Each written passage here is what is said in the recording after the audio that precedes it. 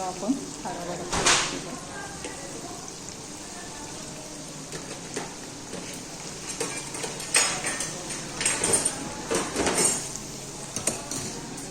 पोळी, कोबी, शिमला मिरची,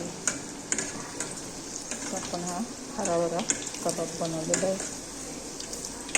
पोळी, ब्रेड, शिमला मिरची, कोबी, साधी मिरची, आलं, लसूण, मैदा सगळं मिक्स करून पीठ आपण भिजवलं. त्याचा आपण हरभरा कबाब बनवला. पिठाला नक्की खा कमेंटमध्ये आणि नक्की सांगा हरभरा कबाब कसा आहे.